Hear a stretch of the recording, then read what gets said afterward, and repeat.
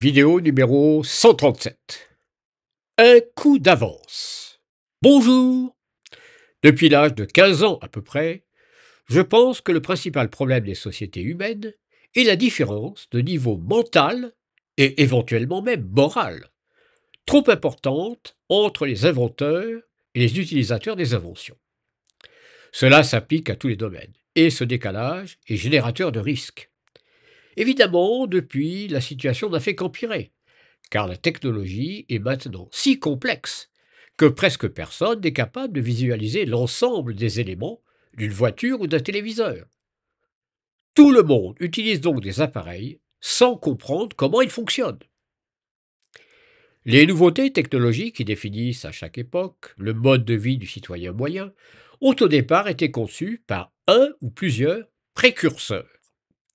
Certains sont devenus célèbres, parfois après leur mort, mais le plus souvent on les oublie car les progrès ultérieurs n'incitent pas à regarder en arrière.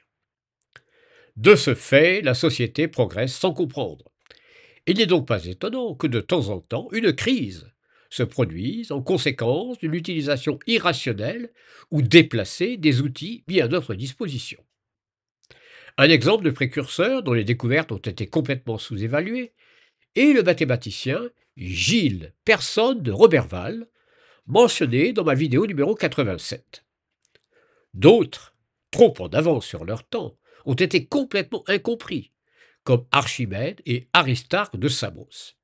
Ils avaient nettement plus d'un coup d'avance. Très souvent, les précurseurs partent de la critique d'une croyance ou d'un équipement qui fait l'unanimité de leur temps.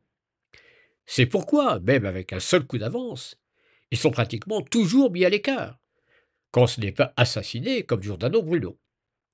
Les précurseurs dérangent, sauf si le progrès est vecteur de risque, ce qui est le cas quand le niveau mental moyen de la population est trop bas. La société n'agit pas dans son intérêt en marginalisant les précurseurs. Il faut donc comprendre qu'il existe un processus automatique de mise à l'écart des découvreurs lié à la structure même de la mentalité collective. Pour prendre un exemple très simple, j'ai été surpris d'apprendre qu'Aristarque de Samos, après avoir évalué à 20% près le diamètre lunaire réel par une méthode très sophistiquée, avait minoré d'un facteur 3 l'évaluation de la distance Terre-Lune suite à une surévaluation du diamètre apparent de la Lune. Cette erreur révèle qu'il travaillait seul, malgré l'importance de la question qui a priori aurait dû intéresser l'humanité entière. S'il avait fait mesurer cet angle par d'autres personnes, l'erreur aurait été rectifiée, car la détermination du diamètre apparent est beaucoup plus simple que celle du diamètre réel. À peu près vers 15 ans, je m'étais aussi posé la question de savoir s'il existe des connaissances sur lesquelles l'ensemble de l'humanité est dans l'erreur. Comme c'est arrivé dans le passé, je me doutais que ce serait le cas dans le présent et dans l'avenir.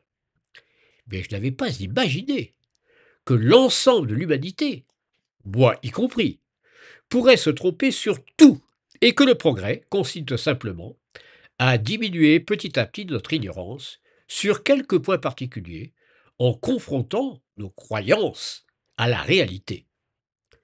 Le philosophe René Descartes semble l'avoir compris. Mais évidemment, à son époque, il valait mieux ne pas le déclarer trop clairement, surtout devant des croyants.